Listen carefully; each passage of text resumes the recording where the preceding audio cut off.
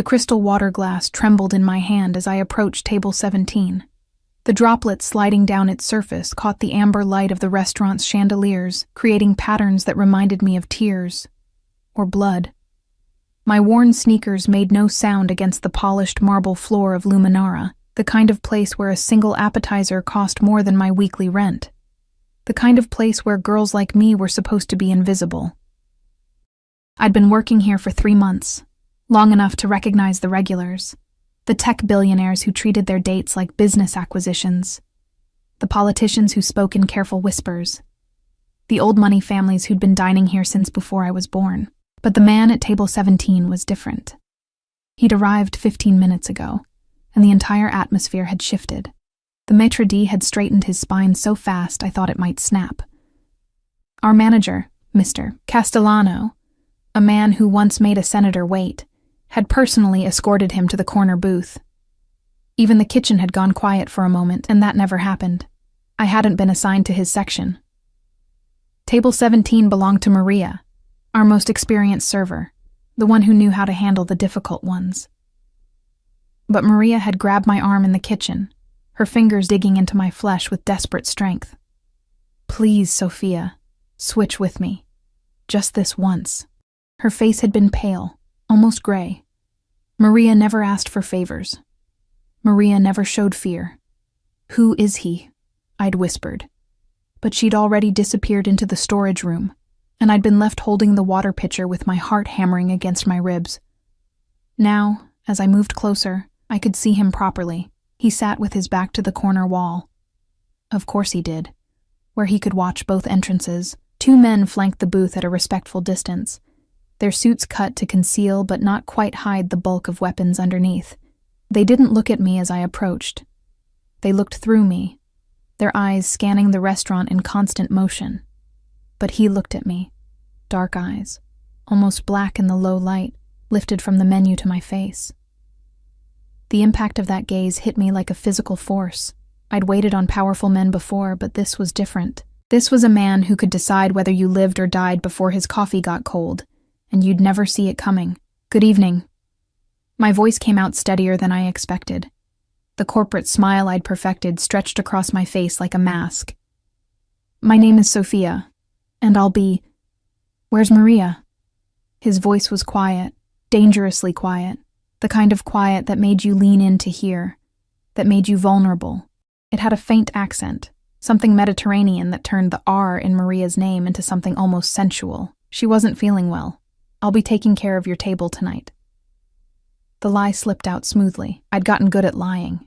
2 jobs, student loans I'd never pay off, and a mother in a care facility I couldn't afford. You learn to smile and lie and pretend everything was fine. He studied me for a long moment. His suit was charcoal gray, perfectly tailored, probably worth more than my car. A watch glinted at his wrist. Patek Philippe, if I had to guess, the kind you pass down through generations.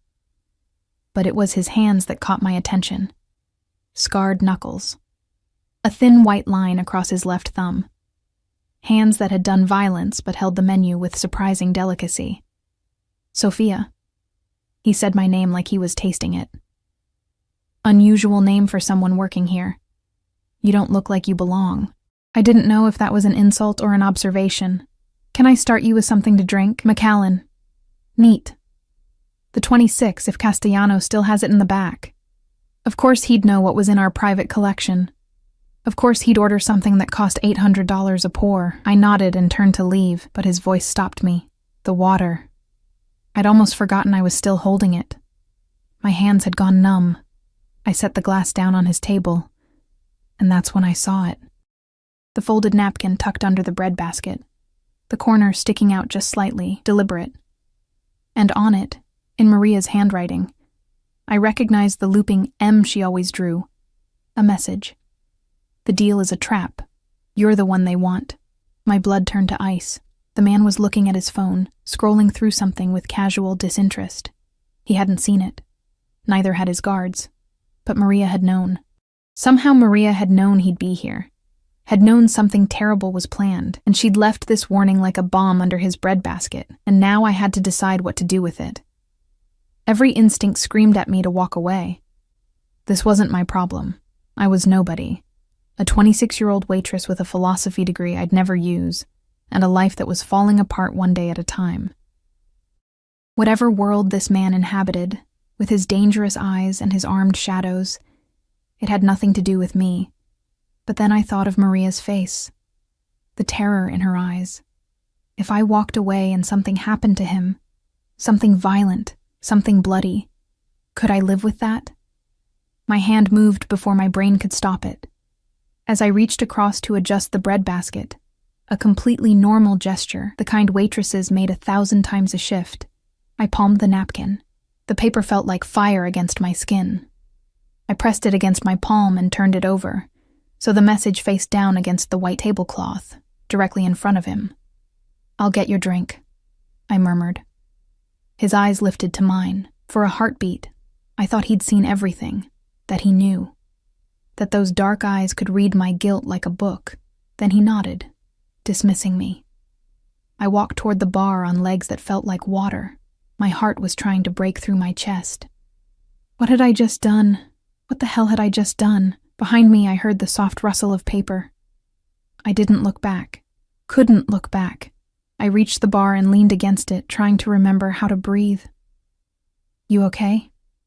James, our bartender, was already pouring the Macallan. "You look like you've seen a ghost." "I'm fine." Another lie.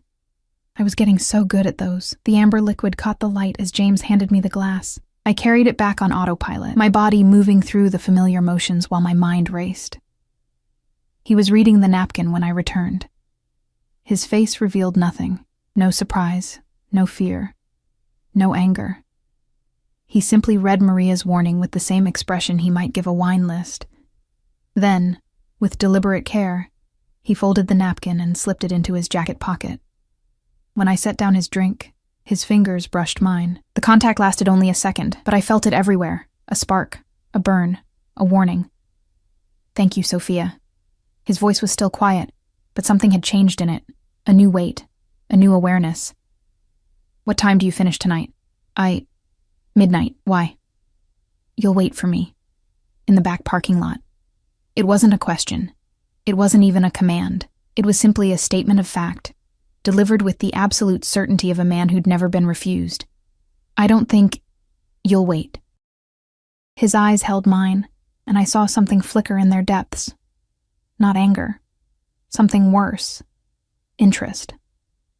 "Because if you don't, I'll assume you're part of whatever trap has been set for me, and I don't treat traitors kindly." The threat landed like a knife between my ribs. Before I could respond, before I could process the implications of what he'd just said, 3 men entered the restaurant. They were dressed well enough, expensive suits, polished shoes, but they wore them like costumes, like wolves in sheep's clothing. And the way they moved, spreading out to cover different angles of the room, made my stomach drop. The man at table 17 saw them too.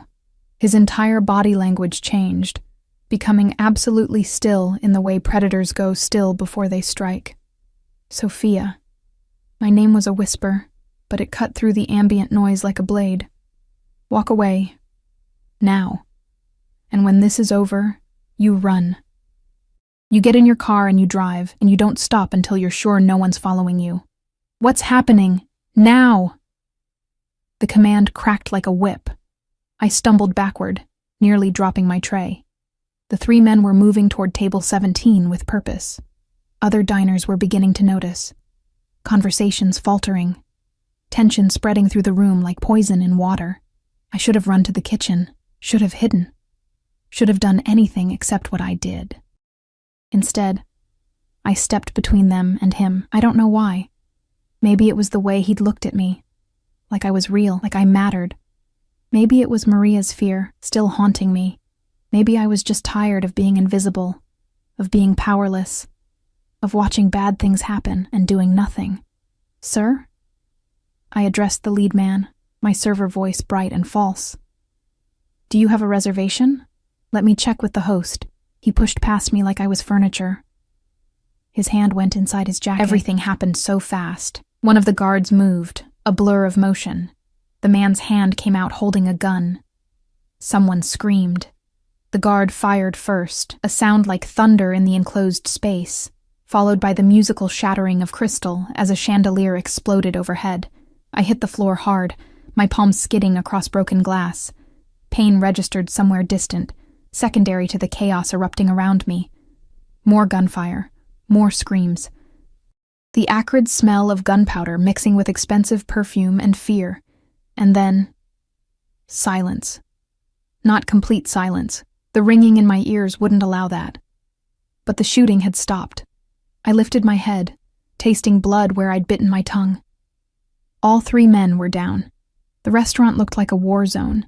Tables overturned, glass everywhere, paintings hanging crooked on the walls. Other patrons were huddled under tables, crying, praying. But the man from table 17 stood untouched in the center of the carnage. Not even his suit was wrinkled. His guards flanked him, weapons still drawn, scanning for more threats. His eyes found me on the floor, bleeding and shaking. He walked over, his expensive shoes crunching on broken crystal. Then he crouched down, bringing his face level with mine. Up close, I could see every detail. The faint scar through his left eyebrow, the way his jaw was shadowed with stubble, the complete absence of mercy in his expression. "You just saved my life," he said softly. "Whether you meant to or not." That message gave me the 3 seconds I needed to prepare. I didn't. Which means, Sophia. His hand came up and I flinched, but he only brushed a piece of glass from my hair with unexpected gentleness. "Now you're mine. Because I protect what's mine, and I own what saves me. Do you understand?" I didn't understand anything. My world had just exploded into violence and blood and impossible choices. In the distance, sirens wailed. He stood, turning to his guards. "Clean this up. I'll handle the girl." Before I could protest, before I could even think, one of the guards had lifted me off the floor. My bleeding hands left crimson streaks on his white shirt, but he didn't seem to notice or care. The last thing I saw before they carried me out the back entrance was Mr. Castellano emerging from his office, his face carefully blank. He'd known. Everyone had known except me. I'd just walked into a trap meant for a mafia boss, and somehow, impossibly, I'd become the thing he wanted to keep. The car smelled like leather and gun oil. I sat in the back of a black SUV with windows tinted so dark I couldn't see out, my hands wrapped in someone's expensive handkerchief that was rapidly turning red. The vehicle moved through the city with smooth precision, taking turns I couldn't track, heading somewhere I didn't know. Every instinct told me to scream, to fight, to throw myself out the door. But the man sitting beside me radiated such absolute control that my body had frozen in survival mode. He hadn't spoken since we'd left Luminera. Just made a phone call in a language I didn't recognize. Italian, maybe, or Sicilian. His voice low and clipped, giving orders, arranging things, while I bled onto his pristine interior and tried not to hyperventilate. "Where are you taking me?" My voice cracked on the words. He ended the call and turned those dark eyes on me, somewhere safe. "I want to go home." "Your home isn't safe anymore." He said it like he was commenting on the weather. "The men who came for me tonight, they weren't working alone. Someone set this up, which means someone knew where I'd be. And you," he reached over, and I couldn't stop myself from flinching. His jaw tightened, but he only took my injured hand, unwrapping the soaked handkerchief with careful precision. "You interfered. You warned me. That makes you a witness, a liability, or an asset, depending on how intelligent you are." The cloth came away, revealing deep cuts across my palms, embedded with tiny crystal fragments that glittered like diamonds in the dim light. He examined the damage with a clinical detachment that somehow felt more intimate than kindness would have. "What's your full name?" "Sophia. Sophia Chen." "Family?" "My mother. She's in a care facility. Early onset Alzheimer's." The words tumbled out before I could stop them. "She doesn't always remember me anymore, but she's all I have. And if something happens to me, there's no one to pay." "Address of the facility," I told him. What choice did I have? He made another call, rattling off the information in English this time. 24-hour security detail. Best staff available. Whatever she needs. And make sure the bills are handled. All of them, going back to the beginning. "Yes, tonight." I don't care what it costs. My brain struggled to process what I was hearing. Why would you? Because you're mine now, Sophia. And I take care of what's mine. He said it with the same certainty he'd said everything else, like he was explaining a fundamental law of the universe. Your mother will have the best care available. You'll never worry about her again. In exchange, you'll do exactly what I tell you, when I tell you. Starting with being smart enough to survive the next 48 hours. The SUV pulled into an underground garage, concrete and shadows, and the echo of our tires. We descended what felt like several levels before stopping in a private section where two more identical vehicles waited. The driver, a thick-necked man with Slavic features, came around to open the door. The man from the restaurant emerged first, then turned and extended his hand to me, a gentleman's gesture that felt absurd given the circumstances. I stared at that outstretched hand, at the scarred knuckles and the glint of a silver ring bearing some kind of crest. I don't even know your name, I whispered. Something that might have been amusement flickered across his face. Dante. Dante Salvatore. He said it like I should recognize it. Like it should mean something. It didn't. I was a waitress from Queens who'd spent her whole life trying to be invisible. The underworld of organized crime might as well have been another planet. I took his hand. His grip was warm, steady, completely confident. He pulled me from the car with surprising gentleness, though I noticed he kept himself between me and the open space, his body a shield. This way.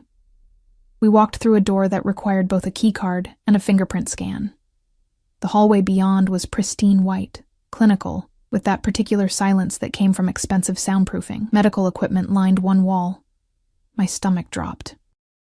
I'm not hurt that badly. You have glass embedded in your hands that needs to be removed before infection sets in. You're also in shock even if you don't feel it yet.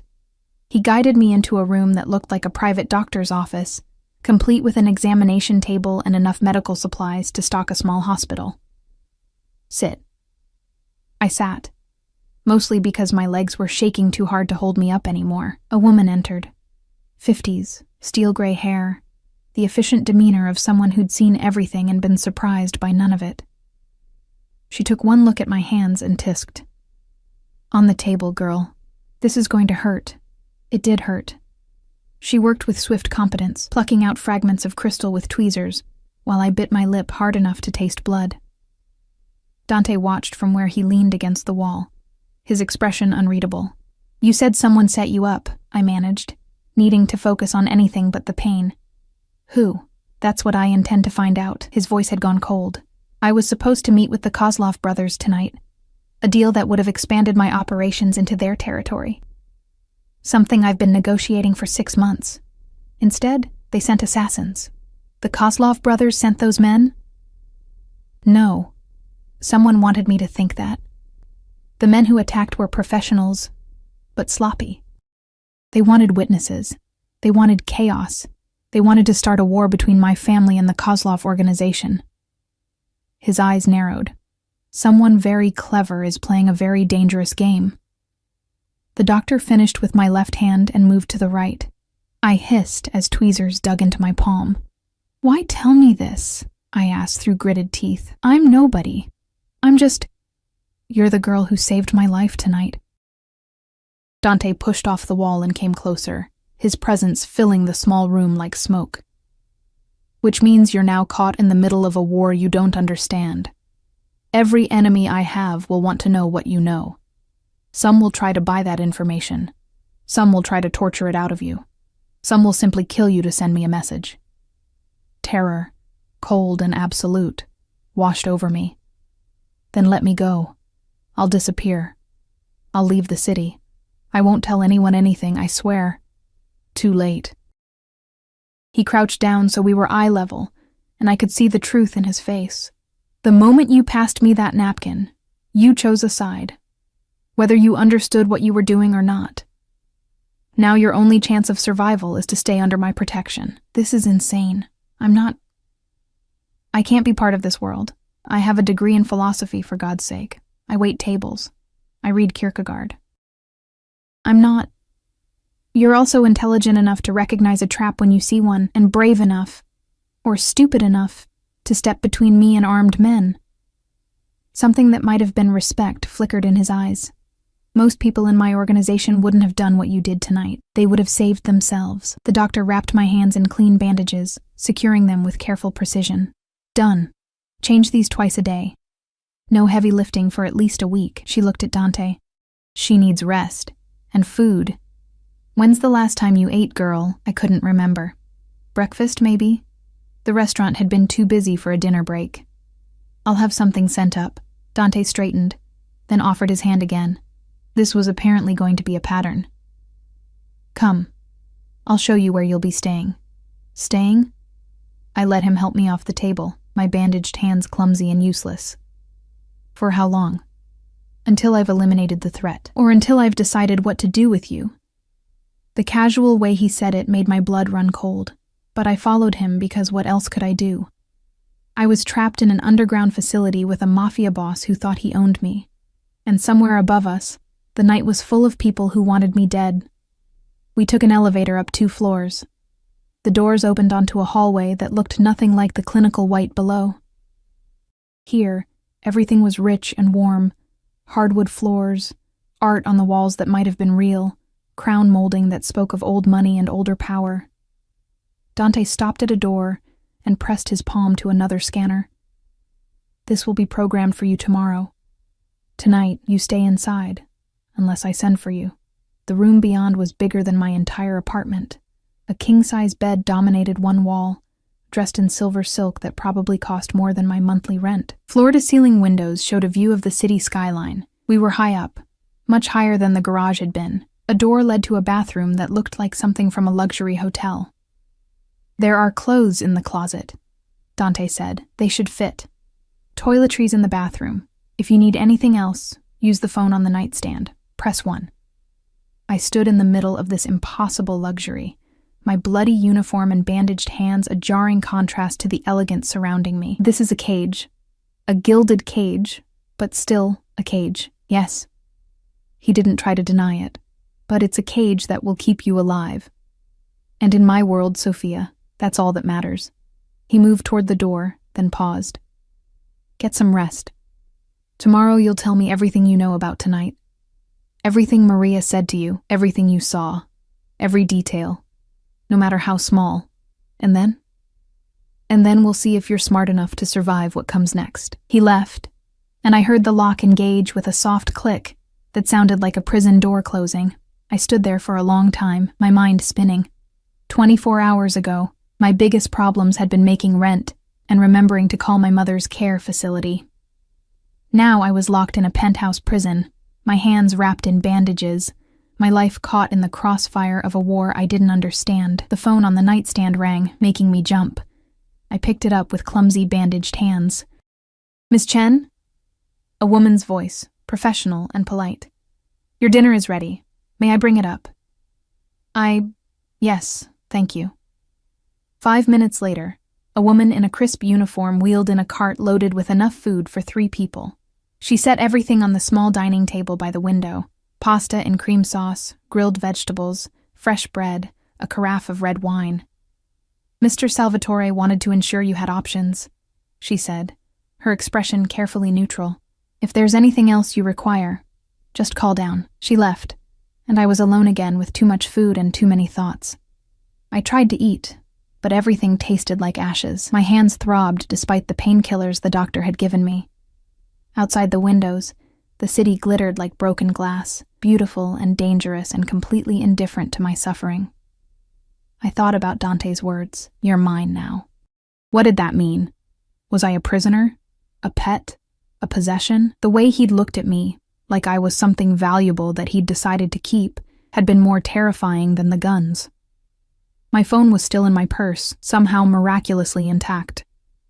I dug it out with clumsy fingers and called the care facility, my heart in my throat. Rosewood Senior Care. How may I help you? Hi, this is Sophia Chen. I'm calling about my mother, Helen Chen. Is she? Oh, Miss Chen! The receptionist's voice brightened. We were just about to call you. You'll be so pleased. There's been a change in your mother's care plan. A benefactor has arranged for her to be moved to our premium wing, with around-the-clock specialized nursing. The arrangements are being finalized as we speak. My throat closed. A benefactor. Yes, isn't it wonderful? And all her bills have been paid in full, including the arrears. It's truly a blessing. I hung up without responding, my hands shaking. He'd done it. Within an hour of learning about my mother, Dante Salvatore had reached out his powerful hand and changed her life with a phone call, a gift, or a chain. Probably both. I walked to the windows, pressing my bandaged palms against the cold glass. Somewhere in this city was a man who thought he owned me. Somewhere were people who wanted me dead. And somewhere was Maria, who'd started all of this with a folded napkin and a warning. The deal is a trap. You're the one they want. But the trap had failed. The Mafia boss had survived. And now I was caught in the aftermath, swept up in currents I couldn't see or understand. The city lights blurred as tears finally came. I'd spent my whole life trying to stay invisible, to stay safe, to build a small, manageable existence that wouldn't hurt too much when it inevitably fell apart. Instead, I'd become visible to the most dangerous man I'd ever met, and he'd decided to keep me. I woke to sunlight streaming through windows I didn't recognize, and a moment of pure panic before memory crashed back. The penthouse. The Mafia boss. The blood and broken crystal. My hands ached beneath their bandages. A dull, persistent throb that served as proof this nightmare was real. The clock on the nightstand read 9:47 a.m. I'd slept in the clothes I'd found in the closet last night. Soft cotton pajamas that fit perfectly, which somehow made everything worse. He'd known my size. Had planned for this, had prepared a cage for a bird he hadn't even caught yet. A soft knock at the door made me freeze. Miss Chen? The same woman from last night. Mr. Salvatore requests your presence for breakfast. I've brought fresh bandages and clothes. I wanted to refuse. Wanted to scream that I wasn't his pet. Wasn't his possession. Wasn't going to play along with whatever game this was. But my mother's face floated through my mind.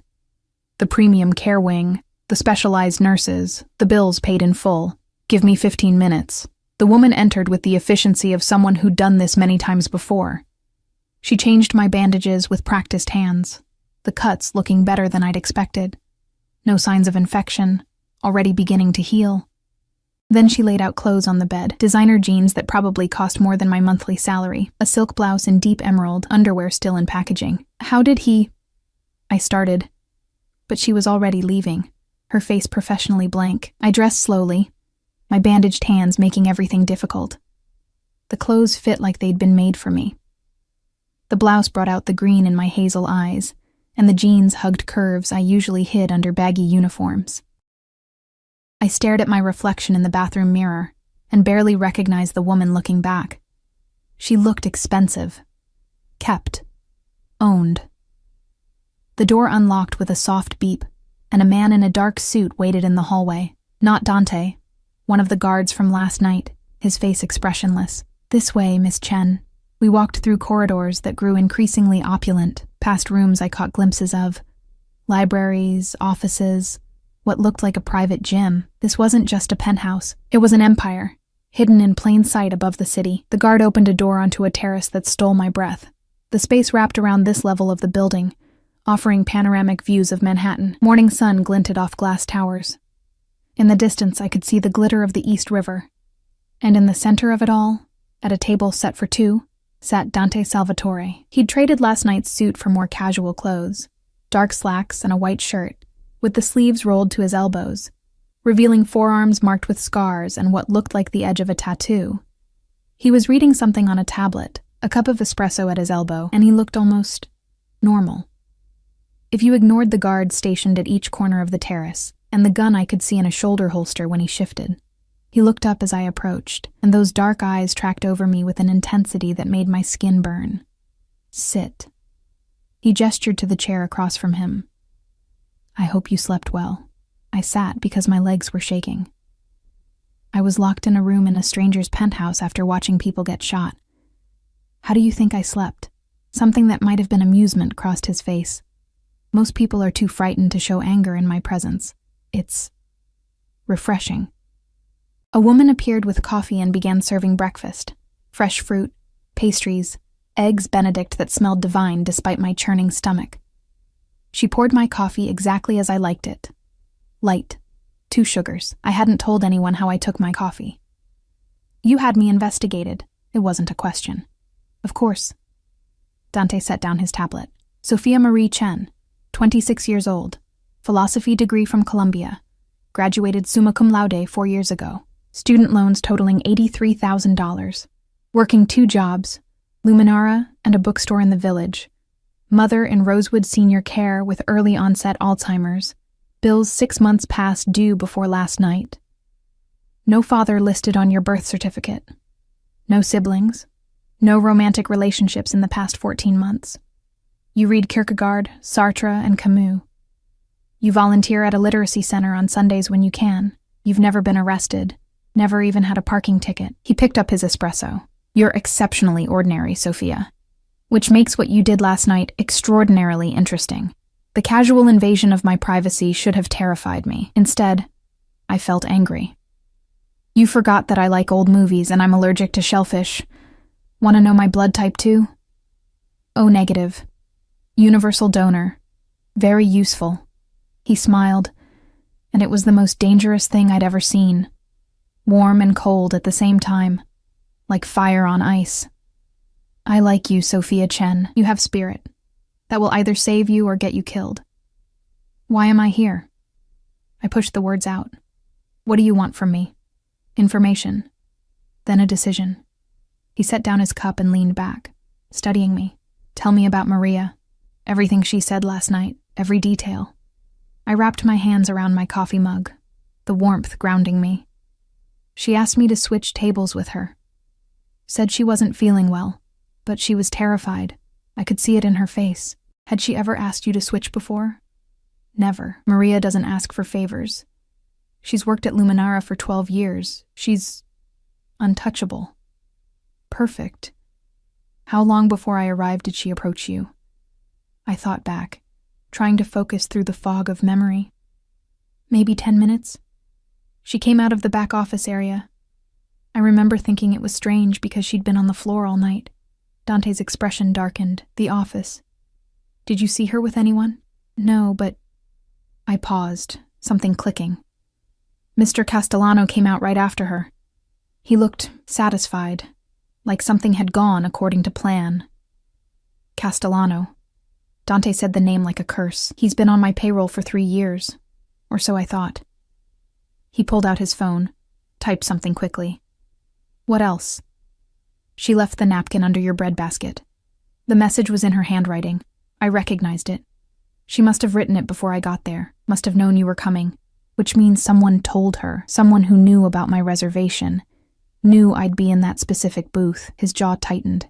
It was a setup from the beginning. They used Maria to lure me in, then sent her away before the shooting started. Clean, efficient, almost worked. Who are they? He was quiet for a long moment, his gaze distant. When he spoke, his voice carried a weight that made the air feel heavy. There are 5 families in New York. 5 organizations that control everything from the docs to the politicians. My family, the Salvatores, we're the oldest, the strongest, which means we have the most enemies. He turned those dark eyes back to me. Someone wants my territory, my connections, my power. They're willing to start a war to get it, and I'm caught in the middle. Yes. Because you passed me that warning, because you stepped between me and a bullet, even if you didn't mean to.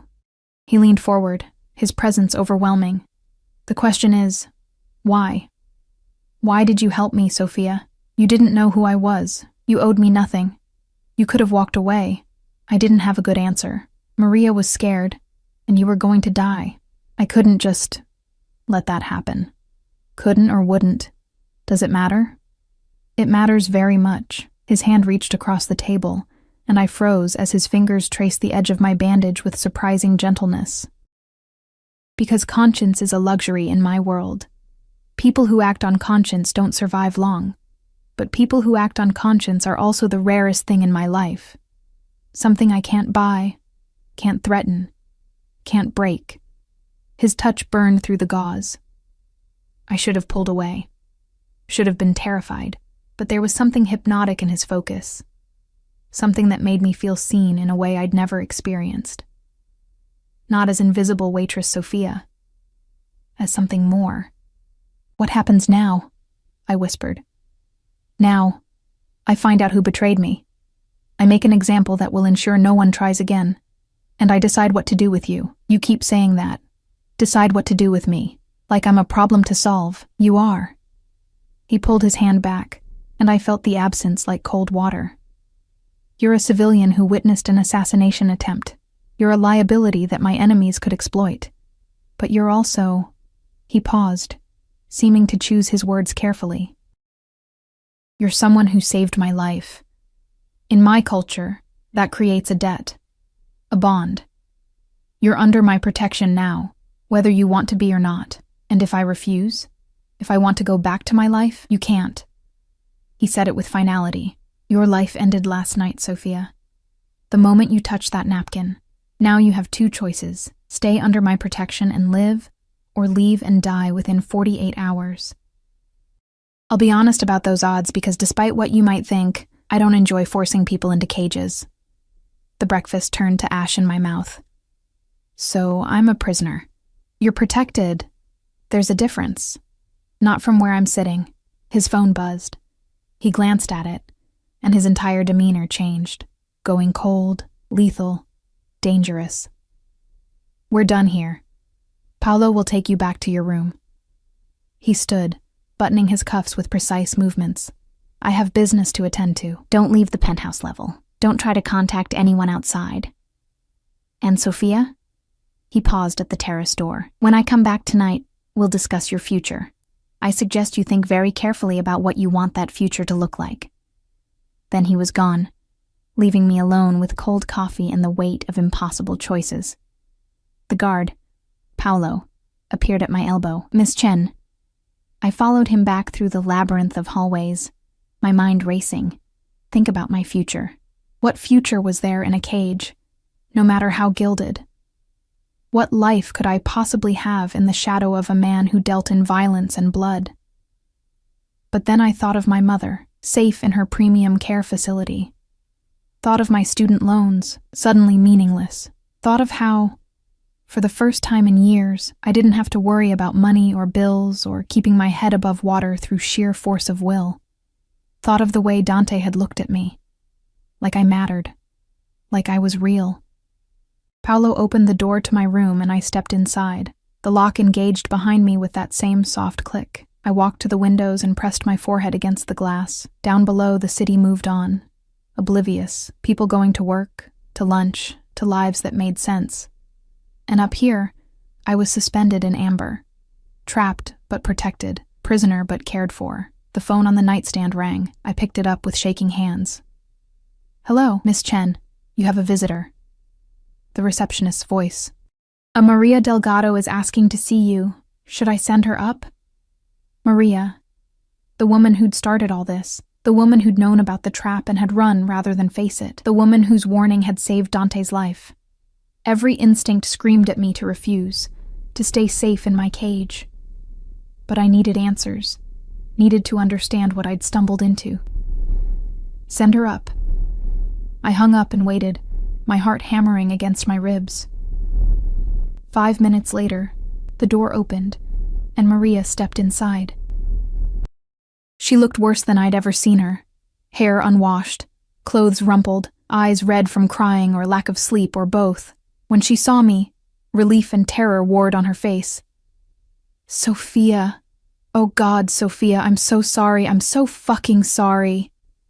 She crossed the room and grabbed my hands, heedless of the bandages. I never meant for you to get hurt. I couldn't do it. I couldn't be there when it happened. When what happened, Maria? I pulled my hands free. When Dante Salvatore almost got killed. When people died in the restaurant. What the hell did you get me into? She sank onto the bed, her face crumpling. They threatened my daughter. Said if I didn't help them, they'd hurt Rosa. She's only 9, Sophia. What was I supposed to do? Horror washed over me. Who threatened her? I don't know their names. Just men, dangerous men. They came to my apartment 2 weeks ago. Showed me pictures of Rosa at school, at the playground. Said all I had to do was write a message and leave it for Salvatore, that he'd see it, he'd know what it meant, and everything would be over. Her voice broke. They said no one would get hurt, that it was just business. Maria, Who were they working for? I don't know. They didn't say, and I was too scared to ask. I just did what they told me and ran. I thought you'd serve him. He'd read the message, and that would be the end of it. I never thought. She looked at my bandaged hands, at the expensive room around us. What happened? The news said there was a shooting, but nothing else. And when I called the restaurant this morning, Castellano said you'd quit, but I knew that wasn't true. I told her. Watching her face go progressively paler as I described the assassination attempt, the guards, Dante's reaction. When I finished, she was shaking. You're with him now. Under his protection. More like under his control. No, Sophia, you don't understand. She gripped my arm. If Dante Salvatore is keeping you here, it means he values you. Maybe he even... She stopped, seeming to reconsider. You need to be smart about this. Men like him, they don't keep people around unless they serve a purpose. Figure out what purpose you serve. Make yourself indispensable. I don't want to be indispensable to a mafia boss, Maria. I want my life back. Your life is gone. She said it with the same finality Dante had. The moment you got involved, it was over. Now you survive however you can. She stood, smoothing down her clothes. I have to go. I just needed to see you, to make sure you were okay, and to warn you. Warn me about what? The men who came to me. They're not done.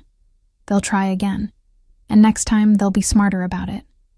She moved toward the door, then paused. One more thing. When they gave me the message to write, they called him the king. I said he'd been ruling too long, that it was time for the throne to change hands. The king. The words echoed in my mind long after Maria left, long after the door locked behind her again, long after the sun began to set over the city skyline. Dante Salvatore wasn't just a mafia boss. He was something more, something bigger. A king in a kingdom of shadows. And somehow, impossibly, I'd become his most valuable piece on a board I couldn't even see. Dante returned at midnight. I'd spent the day pacing my gilded cage, my mind spinning through everything Maria had told me. Men threatening her daughter, a message about a king, a throne changing hands. Every answer spawned 10 more questions, and the silence of the penthouse pressed against me like a physical weight. When the door opened, I spun around, my heart jumping into my throat. He stood in the doorway, and for a moment, I barely recognized him. Blood spattered his white shirt, not his own, I realized with sick certainty. His knuckles were split and bruised. There was a coldness in his eyes that hadn't been there this morning, something dark and ancient and utterly merciless. This was the real Dante Salvatore. Not the man who'd shared breakfast with me. Not the one who'd spoken about conscience and debt. This was the king Maria had mentioned. The one who ruled through fear and violence and absolute power. Did I wake you? His voice was rough, tired. I couldn't sleep. I wrapped my arms around myself, suddenly conscious of the thin silk pajamas I wore. What happened? Justice. He moved into the room, and I caught the scent of gunpowder mixed with expensive cologne. Castellano won't be betraying anyone again. Neither will the 3 men who paid him to arrange my death. My stomach turned.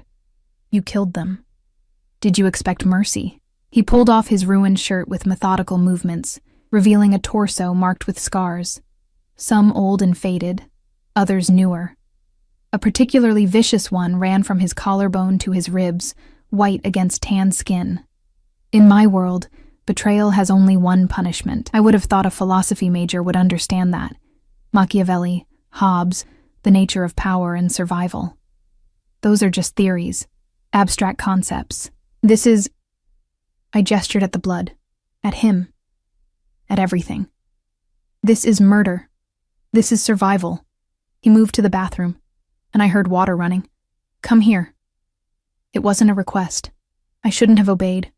Should have stayed rooted to my spot, maintained whatever small amount of autonomy I had left. But my feet carried me forward anyway, drawn by something I didn't want to examine too closely. He stood at the sink, washing blood from his hands with methodical precision. The water ran pink, then red, then clear. I watched, mesmerized and horrified in equal measure. Maria came to see me today, I said, needing to break the silence.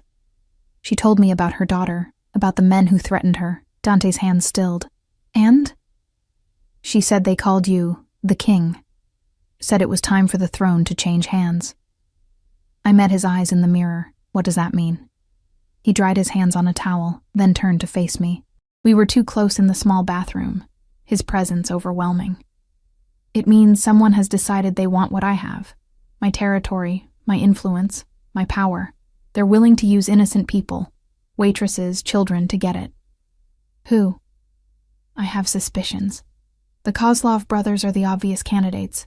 They've been pushing at my borders for months, but this feels more calculated than their usual brutality. He reached out, and I flinched before I could stop myself. Something flickered in his eyes, hurt, maybe, or disappointment. But he only brushed a strand of hair from my face with surprising gentleness. You're afraid of me. Shouldn't I be? Yes. His thumb traced my cheekbone, and I hated how my body responded to his touch. How warmth spread through me despite everything. I'm a monster, Sophia. I've done things that would give you nightmares.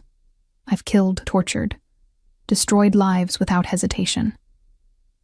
But I'm also the only thing standing between you and the kind of men who would do worse than kill you.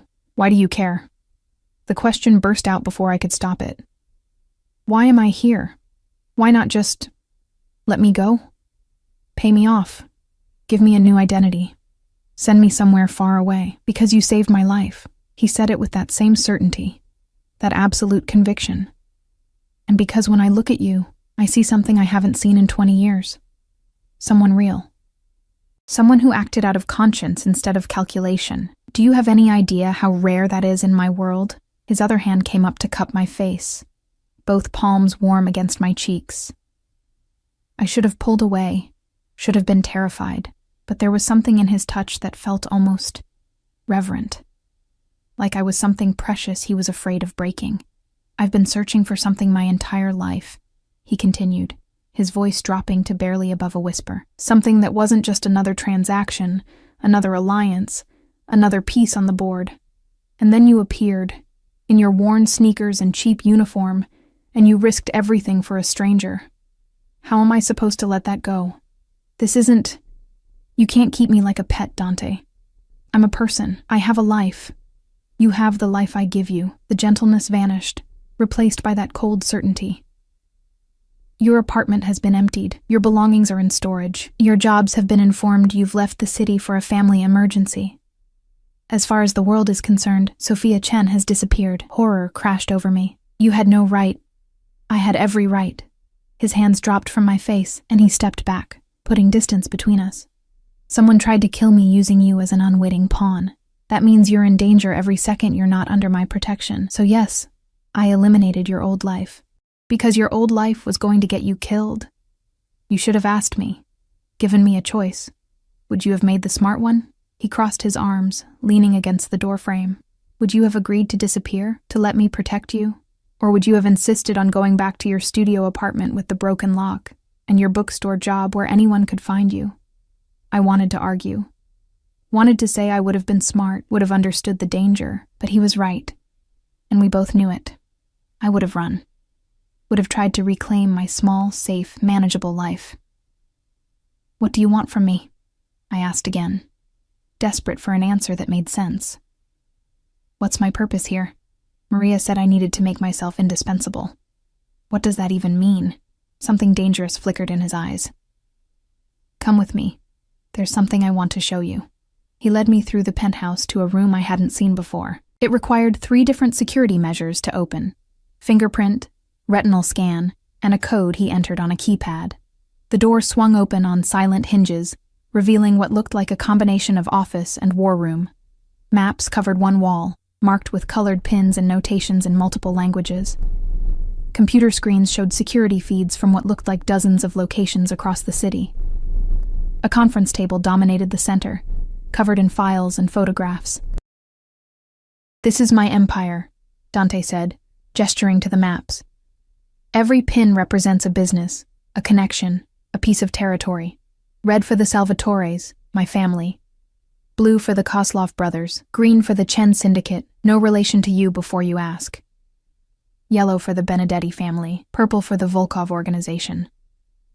He moved to stand beside me, his presence warm at my back. 5 families, constantly shifting, constantly competing. The balance of power has held for 15 years because I've been strong enough to maintain it, and now someone wants to tip the scales. Exactly.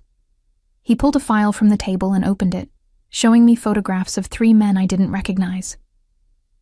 These are the people I killed tonight. Low-level enforcers working for someone higher up the chain. Before they died, they confirmed what I suspected. This isn't just about territory. It's personal. Personal how?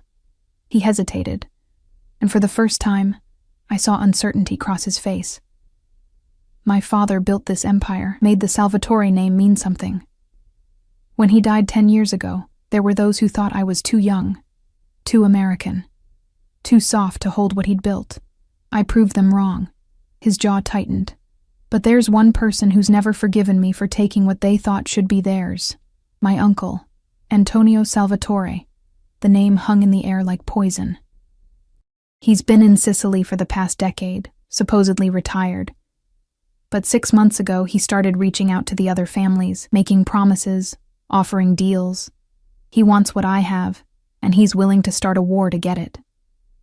Dante turned to face me, his expression grim. The men who came for me at Luminara, they had tattoos, small, easy to miss. But I saw them, Antonio's mark. So your own family is trying to kill you. Family is complicated in my world. He moved closer, and I had to tilt my head back to maintain eye contact. Blood doesn't guarantee loyalty. Power does. Fear does.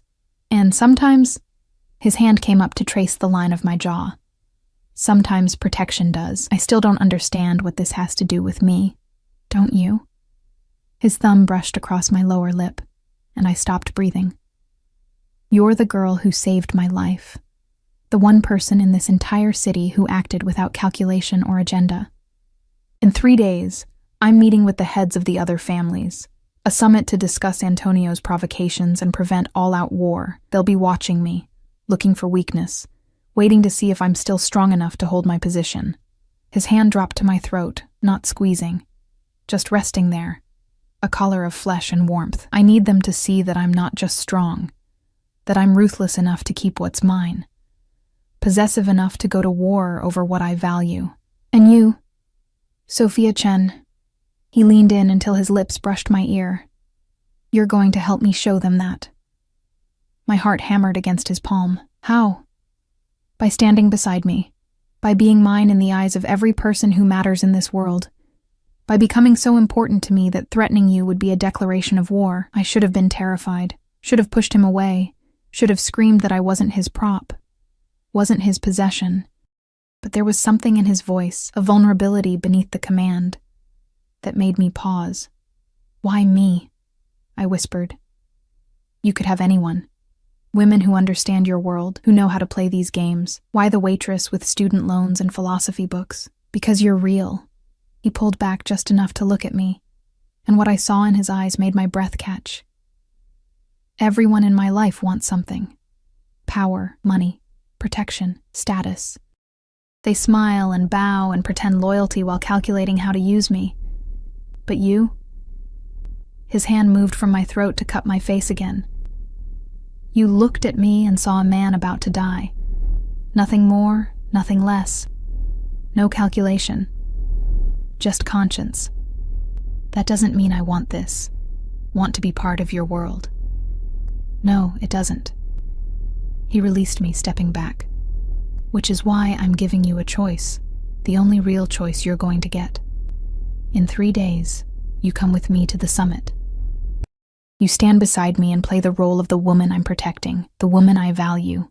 You help me show strength, and in return, I keep you safe. I keep your mother safe. I give you a life without fear or debt or struggle, and if I refuse, then I'll still keep you here, still keep you safe. But you'll be a prisoner instead of a partner, a liability instead of an asset, and when this war is over, if I survive it, I'll give you money and a new identity, and send you somewhere far away. Alone. The choice was impossible. Stay a prisoner or become complicit in his world. Safety or autonomy. Protection or freedom. But as I looked at him, at the scars marking his body, the blood he'd washed from his hands, the absolute certainty in his eyes. I realized something that terrified me more than anything else. Part of me wanted to say yes. Part of me wanted to step into his world, to stand beside him, to be the thing he valued most. Because in my entire life, no one had ever looked at me the way Dante Salvatore did, like I mattered, like I was essential, like losing me would break something fundamental inside him. It was insane. Stockholm Syndrome, probably. A trauma response to being kidnapped and caged and forced into proximity with a dangerous man. But it felt real. I need time to think, I managed. You have until the summit. 3 days. He moved toward the door, then paused. One more thing, Sophia. Tonight, when I was extracting information from the men who betrayed me, one of them said something interesting. He said Antonio specifically wanted you alive, that you were worth more alive than dead. Ice flooded my veins. What does that mean? I don't know yet, but I intend to find out. His eyes held mine, dark and intense, which means you don't leave this penthouse. You don't go near windows. You don't talk to anyone I haven't personally vetted. Because whatever game Antonio is playing, you've become a piece on his board too, and I won't lose you to him. The possessiveness in his voice should have frightened me. Instead, it sent heat curling through my stomach. He left, and I stood alone in his war room, surrounded by maps of an empire I didn't understand, caught between a king and a would-be usurper in a game where the rules made no sense. 3 days. 3 days to decide if I wanted to be a princess in this dark kingdom or remain a prisoner waiting for escape. 3 days to figure out why Antonio Salvatore wanted me alive. 3 days until everything changed. I looked at the maps, at the red pins marking Dante's territory, at the photographs of dangerous men and shifting alliances, and I thought about the way his hands had trembled slightly when he touched my face, the vulnerability beneath the violence, the man beneath the monster. Maybe Maria was right. Maybe the only way to survive was to make myself indispensable. Or maybe I was already falling into a trap far more dangerous than the one at Luminara. A trap baited with protection and possessiveness, and a man who looked at me like I was worth going to war over. The 3 days passed in a strange dream state of luxury and tension. Dante was gone most of the time, handling what he called preparations for the summit. But when he returned, always late at night, sometimes with blood on his clothes, sometimes merely exhausted, he would find me, sometimes in the war room, where I'd begun studying his maps and files, trying to understand the world I'd fallen into. Sometimes in the library, where I'd discovered a surprising collection of philosophy texts, alongside books on military strategy and Sicilian history. Once, he found me on the terrace at dawn, watching the city wake up, and simply stood beside me in silence until the sun fully rose. We didn't talk about my decision, didn't discuss the summit or what he expected from me, but the tension between us grew with each passing hour, thick and electric, like a storm building on the horizon. On the second night, he taught me to shoot. If you're going to be in my world, he'd said, leading me to a private range in the building's sublevels, you need to know how to protect yourself. The gun had felt heavy and wrong in my bandaged hands, but Dante had stood behind me, his body pressed against mine, his hands guiding my grip, his breath warm against my ear as he murmured instructions. And when I'd finally hit the target, a clean shot through the center, the pride in his eyes had made something in my chest tighten dangerously. On the third morning, a woman arrived with enough designer clothes to fill 3 closets. For tonight, Dante explained, watching as I stared at gowns that probably cost more than a year of my old salary. You'll need to look the part. And what part is that? I'd asked, running my fingers over silk and velvet and fabrics I couldn't even name. Mine. He'd said it simply, like it was the most obvious thing in the world. Now, as the sun set on the third day, I stood in front of a full-length mirror and barely recognized the woman looking back. The stylist had transformed me. My hair fell in loose waves over bare shoulders. Makeup emphasized my eyes, made my lips look fuller, gave my skin a glow I'd never achieved on my own. And the dress. God, the dress. Midnight blue silk that hugged every curve before falling to the floor in a cascade of fabric, a slit up one thigh, A neckline that was modest, but somehow made me look dangerous. Elegant. Expensive. Like I belonged in Dante Salvatore's world. "You look beautiful." I turned to find him in the doorway, and my breath caught. He wore a tuxedo that fit him like a second skin, perfectly tailored to emphasize broad shoulders and a trim waist. His hair was styled back, revealing the sharp angles of his face, but it was his eyes that held me, dark and intense and full of something that made my pulse race. "I look like someone I'm not," I said quietly. "No." He crossed the room, each step measured and predatory. "You look like who you've always been underneath the armor of invisibility. This is just you without the disguise." He stopped in front of me, and I could smell his cologne, something dark and spicy that made me want to lean closer. His hand came up, and I held still as he fastened a necklace around my throat, diamonds and sapphires that felt cold against my skin. "These belong to my mother," he murmured, his fingers lingering at my nape. "She wore them to every important family gathering. My father gave them to her on their wedding day." I touched the stones with trembling fingers. "Dante, I can't." "You can. You will." He moved to face me, his hands settling on my waist. "Tonight, everyone who matters in this city will see you wearing my mother's jewels. They'll understand what that means, that you're under my protection, that you're—" He paused, seeming to struggle with the words, "that you're important to me. Have you decided?" The question came out barely above a whisper. "Am I your partner or your prisoner? I think you decided days ago, Sophia. You've been studying my maps, learning my world. You could have spent these 3 days fighting me, hating me, planning your escape. Instead, you've been preparing to stand beside me." His thumb traced circles on my hip through the silk. "So, I'll ask you one more time. Will you come with me tonight? Will you be mine in the eyes of every dangerous man in New York?" This was it. The moment of choice. The point where I either stepped fully into his world or clung to the remnants of my old life.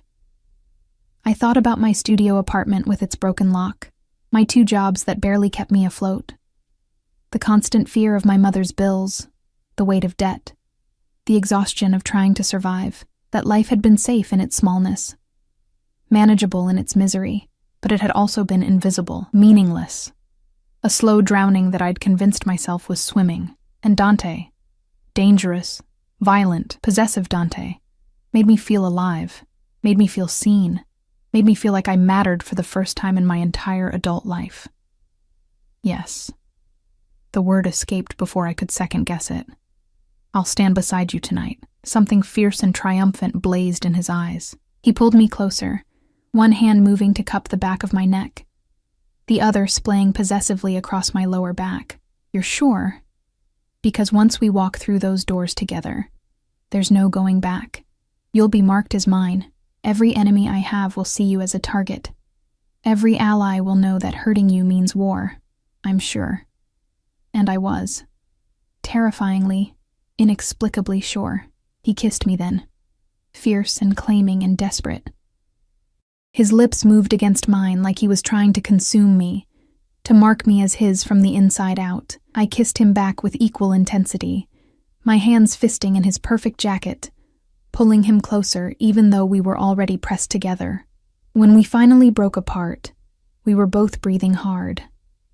"We need to go," he said roughly, "or we won't leave this room at all tonight." The car ride to the summit was tense and silent. Dante held my hand the entire time, his thumb stroking over my knuckles in a gesture that might have been soothing or possessive or both. The diamonds at my throat caught every streetlight, throwing rainbow prisms across the interior. "What should I expect tonight?" I finally asked as we pulled up to a building in Tribeca, nondescript from the outside, but flanked by too many expensive cars and too many men in suits to be anything innocent. The 5 families will be represented. Each will have brought their inner circle, advisors, enforcers, trusted allies.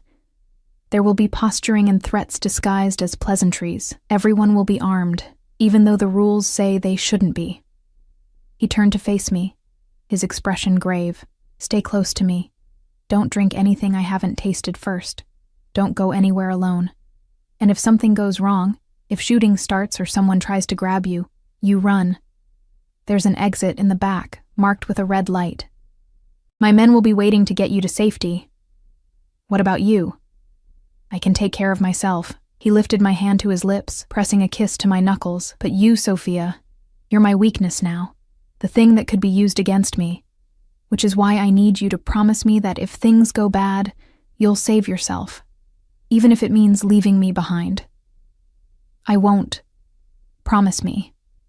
His grip tightened. I can face any enemy, survive any war, but I can't do that if I'm worried about you. So promise me you'll run if you have to. I swallowed hard and nodded. I promise. Good. He released my hand and stepped out of the car, then offered his hand to help me out. The moment my heels touched the pavement, I felt eyes on us.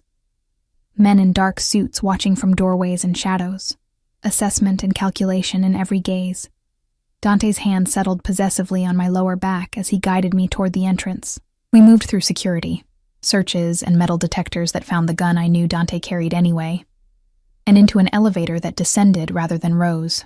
Underground, he murmured. Neutral territory. No windows, limited exits.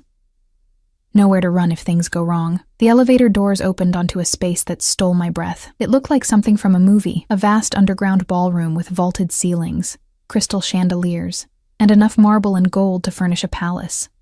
Tables laden with food and expensive liquor lined one wall. A string quartet played in the corner, and everywhere, dangerous men in expensive suits mingled like this was a normal party rather than a gathering of the city's most powerful criminals. Dante! A booming voice cut through the music. A massive man with a thick Russian accent approached, his arms spread wide. You're late. We were beginning to think you'd gotten cold feet. Victor. Dante's voice was cordial but cool. I'm never late. Everyone else is simply early. The Russian, Viktor Koslov, I realized, one of the brothers Dante had mentioned, laughed like this was the funniest thing he'd ever heard. But his eyes were calculating as they swept over me. And who is this beautiful creature? Mine. Dante's hand tightened on my waist. Sophia Chen, meet Viktor Koslov. He controls the waterfront and thinks that makes him important. Charming as ever, Dante. Victor's smile didn't reach his eyes. You should teach him some manners, Miss Chen, before someone decides to teach him themselves. The threat hung in the air. Before I could respond, another man approached. Asian, younger than Victor, with a dangerous grace in his movements. Dante Salvatore. Still alive, I see. How disappointing for some of us. His eyes flicked to me, and something like recognition crossed his face. Chen, you said? Any relation to the Chen Syndicate? None, Dante answered before I could. She's civilian. Under my protection. Civilian. The word was layered with disbelief. You're bringing civilians to family summits now? You must be more desperate than the rumors suggest. Or more confident. A new voice, smooth and cultured with an Italian accent that reminded me of Dante's but older, more refined. My nephew has always had interesting taste in companions. The room went quiet. Even the quartet stopped playing. Every eye turned toward the man approaching across the marble floor. He looked like Dante might in 30 years. Same dark eyes, same sharp features, but with gray threading through his hair and lines etched deep around his mouth. He wore his tuxedo like armor, and he moved with the absolute confidence of a man who'd never been afraid of anything in his life. Antonio Salvatore. Dante's entire body went rigid beside me. His hand on my waist became almost painful in its grip. Uncle. The word was ice. I didn't realize you'd been invited. I invited myself. Antonio stopped a few feet away, his eyes moving between Dante and me with predatory interest. After all, this summit concerns me as much as anyone. Wouldn't you agree? This summit is for the heads of the 5 families. You retired 10 years ago. You have no voice here. I have every voice here. Antonio gestured around the room, and I realized with sinking horror that too many men were nodding along with him.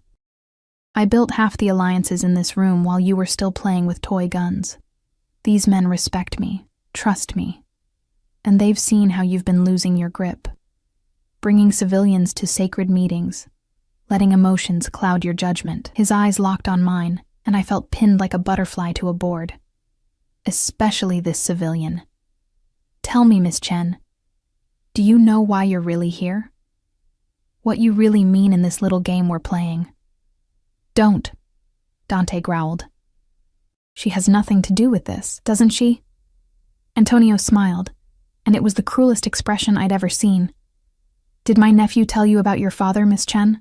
About the man whose name isn't on your birth certificate? My blood turned to ice. What? No? Antonio tisked. How careless of him. You see, 27 years ago, a man named James Chen worked for my brother, Dante's father. He was a trusted accountant, handled all the family finances. But James got greedy, stole $2 million and disappeared. We searched for years, never found him. We assumed he'd fled the country. I don't understand, I whispered. My mother never mentioned, because she didn't know. Antonio's smile widened. James Chen took a new name, started a new life, fathered a daughter. And then, 10 years ago, he made the mistake of trying to steal from us again. Dante's father found him, had him killed, left his common-law wife and daughter to fend for themselves. The world tilted. My father, the man I'd never known, the blank space on my birth certificate, had been killed by Dante's family. Everything I'd suffered, every struggle, every moment of poverty and fear, it all led back to this world, to these men. You're lying, I said, but my voice shook. Am I? Ask your mother. Ask her about James, about how he'd disappear for weeks at a time, about the money that would appear and then vanish, about how everything changed 10 years ago when he didn't come home. Antonio turned to Dante. Did you know, nephew, when you brought her here, when you decided to make her yours, did you know who she was? The silence was deafening. I looked at Dante, needing him to deny it, to tell me this was all lies, manipulation, Antonio's attempt to drive a wedge between us. But the guilt in his eyes told me everything. You knew. The words ripped out of me. You knew who I was. What your family did to mine, and you still... It wasn't like that, Dante started, reaching for me. I jerked away from his touch. Then what was it like? You saved my life? Protected me? Or did you just see a convenient pawn, the daughter of a man your father killed? Perfect for what? Revenge? Amusement? I didn't know at first, he said urgently. Not when you passed me the napkin, not when I brought you here, but when I had you investigated, when I learned your mother's maiden name. Your past. Yes, I realized. And I should have told you, but you didn't. Because I was more useful, ignorant. Tears burned my eyes, but I refused to let them fall. Not here. Not in front of all these dangerous men watching our drama unfold like entertainment. This is touching, Antonio said, but we have business to discuss. The matter of leadership. Of whether Dante Salvatore is fit to hold his position, or whether it's time for someone with experience and wisdom to take control. You mean you. Dante's voice was lethal. You want to use her as evidence that I'm weak, that I'm compromised, that I put a woman, a civilian, the daughter of a traitor, above the family's interests. I want what's best for the family, what's best for all of us. Antonio looked around the room. Dante has lost his way. He's let emotion cloud his judgment. He's brought shame to the Salvatore name by elevating this girl to a position of importance. It's time for stronger leadership, traditional leadership. Murmurs of agreement rippled through the room. Too many men nodding. Too many eyes looking at Dante with calculation rather than respect. He was losing. Right here, right now, I could see his empire crumbling because of me, because he'd chosen to protect me, to value me, to make me important, because I'd been stupid enough to believe a monster could be anything else. I'll leave. The words burst out before I could think them through. I'll walk out right now, go back to my old life, forget everything I've seen or heard. You win, Antonio. I'm not worth starting a war over. Sophia. Dante grabbed my arm. Let me go. I wrenched free, my voice breaking. You lied to me, used me, just like everyone else in this goddamn world. So let me go, and you can have your empire back. I turned toward the exit, my vision blurring with tears. Behind me, I heard Antonio laugh, triumphant and cruel. There, you see? Even she knows she doesn't belong. Even she— The gunshot was deafening in the enclosed space. I spun around in time to see Antonio stagger, blood blooming across his white shirt. Dante stood with his gun raised, his face absolutely cold. Anyone else think I'm weak? His voice cut through the shocked silence.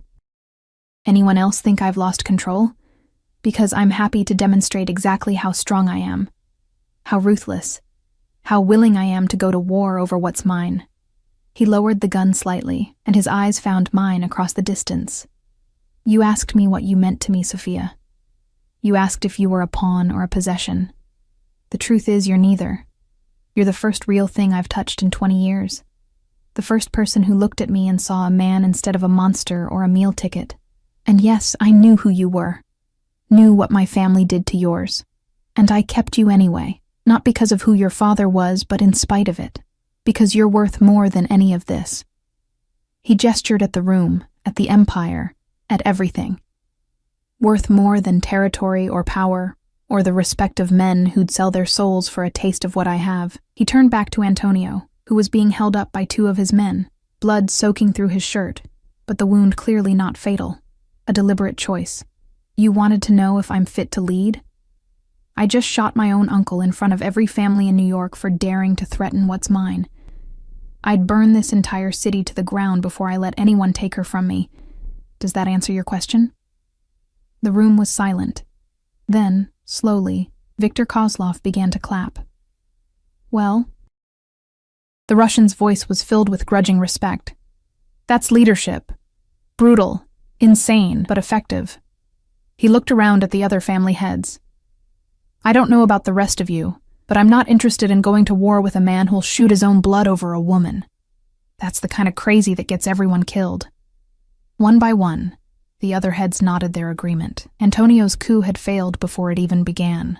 No one wanted to face a man who'd just demonstrated he valued one person over everything, including family, tradition, and his own safety. Dante's guards moved in, dragging Antonio toward the exit. As they passed me, Antonio locked eyes with me one last time. You've doomed him, he hissed. Love is weakness. It will destroy him. Then he was gone, and I was left standing in a room full of dangerous men who were all looking at me like I was either the luckiest or most cursed woman alive. Dante crossed the distance between us in 3 long strides. He holstered his gun and took my face in both hands, forcing me to look at him. I should have told you about your father, about what my family did. That was wrong, and I'm sorry. But everything else, everything I said about valuing you, protecting you, wanting you beside me, that was real. That is real. His thumb brushed away a tear I hadn't realized had fallen. So I'm asking you one final time, Sophia Chen. Will you stay? Will you be mine, knowing everything you know now, or do you want me to let you go? I should have walked away. Should have chosen freedom over this dark, violent world. Should have protected myself from a man who'd just shot his uncle and called it love. But as I looked into Dante's eyes, at the vulnerability beneath the violence, the desperate need for something real in a world of calculated moves, I realized something that changed everything. I'd already made my choice the moment I passed him that napkin, the moment I stepped between him and danger, the moment I agreed to stand beside him tonight. I'd chosen him, over safety, over peace, over everything. I'll stay. The words came out stronger than I expected. Not because you're protecting me, or because of my mother, or because I'm afraid. I'll stay because when I look at you, I see something real too. Something worth the danger. His relief was palpable. He kissed me then, soft and reverent, and full of promises that probably included bloodshed and chaos, and a life I'd never imagined. When we finally pulled apart, the room had cleared, except for Dante's personal guards.